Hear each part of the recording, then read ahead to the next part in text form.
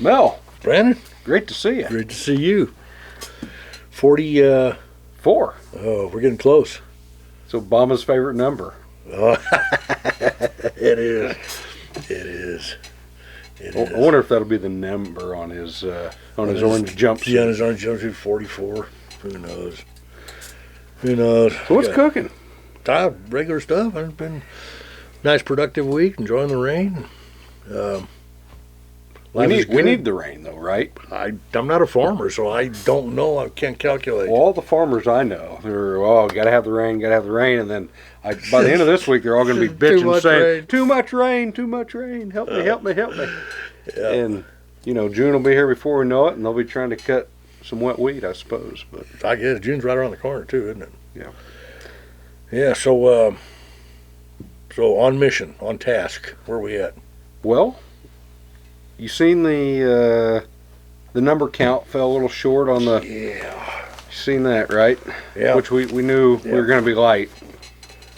So, bottom line, we put together a petition, and it wasn't just us. It was Canyon, Ginger, and oh man, there's a lot of people. A lot of people involved. Several nice ladies out of Winfield that run a really good campaign up there. Timing was impeccable. Yeah. For the college.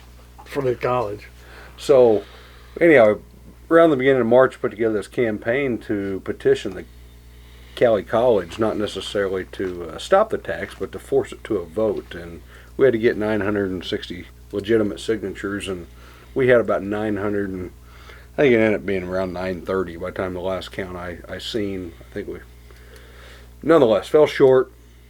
And some of those would have obviously fell out for a number of reasons, but me and a group of folks put together a letter and sent to the college board of trustees, and basically pleading with these folks and trying to say, hey, we need your help because times are tough and they're getting tougher, and GE just announced they're going to lay off 25% now instead of 10, so it's going to be 200 great jobs in Cowley County go away at least. And I don't know. It's going to be tough, Mel, and I think the trustees, I haven't talked to any of them other than Trustee Wilson and Trustee,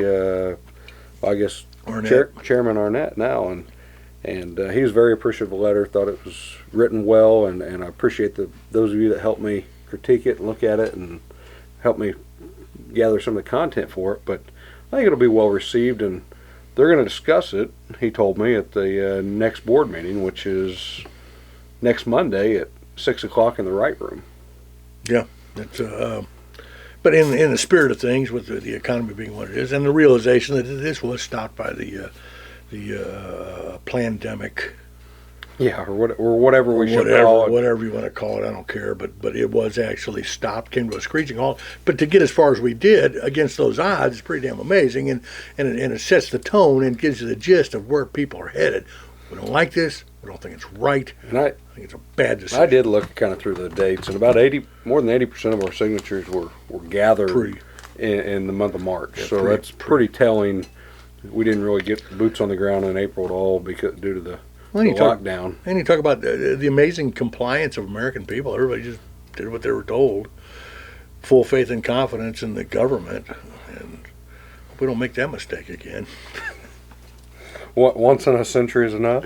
It's once in a lifetime's enough. It's such a bizarre situation, but shows their dominance and control. But it goes right back to right down the line, the dominance and control of the board of trustees for the college, where all of a sudden they can, with a strike of a gavel, we're on the hook for more money.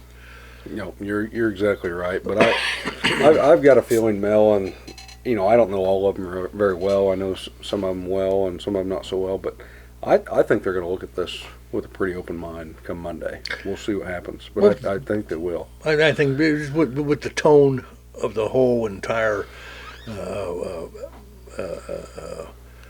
financial situation of not just Cowley County, but the entire state, the entire country, and the entire world collapsing upon us as we speak. When you talk of the unemployment rates that we have coming up, projected unemployment rate of 25%. When we were in the low single digits just a few short months ago, which is unreal, and they've they've done a fantastic job of flattening the curve as it results to COVID-19, the deaths, the contractions, and otherwise. But what they haven't done any help on is the unemployment rate, the bankruptcy rate, the suicide rate. All that stuff spiking to an all-time high as a result of people being, Well, when you start running percentage of numbers, it's such a low percentage. It's really a pretty weak and anemic virus when you look at the comparison to what other viruses there have been, or other causes of death, which are completely negated in this whole thing. They focus on one thing, so pandemic comes in mind because it's perpetrated upon us for a nefarious reason. Or is this I'd like to see some legitimacy. I understand the knee-jerk reaction where, oh my God, this could be what it could be, but it's always some kind of pandemic. They've been talking pandemic for as long as I can remember. Here's why I say I've got a confidence a little bit in the trustees. So there's been a number of these government agencies, organizations, otherwise, that have all moved to this, migrated to a teleconference, a Zoom meeting, a virtual meeting of some sort. The cities have been doing it, the state's obviously doing it, and the college has been doing it some, but college is coming right back to hosting this meeting on Monday the 18th at 6 o'clock. Because they were allowed to, or they stepping on a limb, or they were just given permission? Well, they're allowed to. By the government. Well, they're allowed to by the way the governor's laws work, but... Well, so there you go. They didn't do anything special. They're allowed to do it. I'm saying they're not only allowed, but they are doing it special because there's other government entities that aren't opening back up, Mel. These guys have the fortitude to say, hey, we're going to put a public meeting in place when we could still carry the idea that we don't have to. And that's a good point. That's a very good point. And they're moving it to the right room in the Brown Center, which is the big room where they host a lot of meetings and stuff. And it says even with maintaining proper social distancing, they can still seat up to 100 people, no problem. So I kudos to them for getting a real meeting going. I think that's important to get people back out on the streets. And that's a good point. I'm glad you brought that up because all I see is negativity and I see bad things. But that's a good thing. They are actually not bucking the system, but staying within the minimum or maximum guidelines. They are staying within the guidelines, which as they should. But they're there. But at least they're immediately within their guidelines, not waiting for. I don't know what they wait for. I have no idea what they wait for. I've seen that more and more locally too. I mean, a lot of retailers, restaurants, things like that have opened back up. They're. But that's survival mode. Yeah, that's true. These guys are getting paid irregardless, which I find very offensive because evidently, from what my which means even more if they're having a real meeting, truthfully. Okay. Because they don't have to. Okay, I like your wanting for things to be good. Yes. I think I applaud that in you. In the face of the obvious, you still maintain the, hey, I'm okay, you're okay. Let me tell you something else good. Sure, I'd like to. I think this is the end of an era for City Manager Nick Hernandez this week. End of an error. Error. Oh, error. What did you say? Which one is it? What did I say? I think I said error. Did I say error? I think I said error. I meant error. It's an error as a time. Oh, boy. It is. They're having a farewell party, I guess. I think my invitation got lost in the mail. I didn't get mine either. No, don't hold back on us, guys. At least invite us. I'd like to shake his hand before he leaves. They spelled beer wrong. Well, they're Kansas City, Kansas people. They can't be trusted. No, B-I-E-R. It was on sale at Duval Liquorland. Excellent. Unfiltered. Hey, nice. We should put it in a glass. Good beer. Not bad. It is pretty good beer. So yeah, so okay, we got the college thing, and do you think the trustees will have a clarity and recognize that hey, come on, man, give us a break here? I do. I think they will. And so is this in light of the fact that they already got paid insurance money for it and they pissed it away some other way? Is that true? That's what I'm hearing. I don't know all the rumors. I just know some of them. Rumors. Yeah. That's a different story. We'll get there. Okay. I'm game because I like to stockpile my anger and build up where it explodes.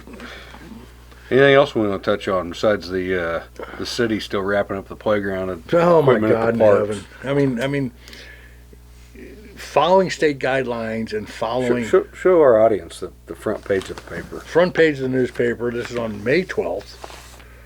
which was today. Today. We have a city worker putting Caution tape caution tape around the playground equipment while it's raining, in the rain, and Washing he off braved the rain. washing off all the COVID-19. I mean, I think you can just go around every hour or something on the major Wilson Park that they want to foster to be such a. Does this tape wear out? I don't know. I'm sure. When I was a kid, I would have ripped that shit down. I guarantee it. Well, what about his level of workmanship? I think he did a nice job. All right, that's cool. I thought it was a crime scene at first, like somebody died there. Not on that swing set. So here we are wrapping up playground equipment. Nobody can play, and vacation's over. We got to get back to work. I understand the knee-jerk reaction. Everybody did it because they thought it was the thing to do, and we're all going to die. But when we find out we're not all going to die, or just fine, statistically, you're more likely to die from a lightning strike than you are Carnova. I mean, your chances of dying in Kansas for a Carnova are 0.00052%. It's almost not a calculable number. Yeah, it's 170 some people out of over 3 million. I mean, it's just and out of that 172, that's just what they're saying they died of. Hell, they may have died of congestive heart failure, that they were just on the deckled edge of keeling over, and this is what put them under, and that's how they got tagged at the morgue, right? Yeah, including the one that died in Cowley County. I mean, he wasn't, whether he died of Carnova or not. He did not die of Carnova. He was on his deathbed anyway. Had one foot in the grave right then, and not to speak lightly of Anybody dying. Yeah, but we're all headed that way eventually. Unfortunately, that's one of those guarantees. The other one's the taxes. And so now we've shown a shine of light on both of those guarantees. Possibly lessen the taxes and possibly fear everybody's thought of dying. There you go. Bam! This is a win-win show. So get your ass out there and start eating some burger junkie. Yeah, no kidding. All right, anything. Mexican food, burger junkie, Daisy Mays. I've eaten damn near all of them, I think. I have to. Yeah. Binge eating as a result of and not just having it. to show solidarity. Yeah, no for kidding. The only reason, and make sure I sit front and center and with no mask on, incidentally. I had a mask. It wouldn't do any good with that muff you got. No, going sure, on. it certainly wouldn't. No matter what kind of mask I wear. I could wear an N mask, an N93 or 95 or 97. One of the ends. No, we got to go. Yeah, we do, but we still haven't talked about wage disparity, which there is none anymore, because 25% of them aren't working at all. But hey, it's been a good evening. Yes. Enjoyed the company, Mr. Producer. Thank you, sir. Thank you for. Appreciate you. Yeah, we really do. Doing a good job. We've really stepped up our game as far as our production level. Our lighting's better. Our audio's better. By God, we're getting it, Mel. So well, I feel like, move over Joe Rogan. Watch out, buddy. All right, Mel, we gotta go. Signing off. All right. Audio da.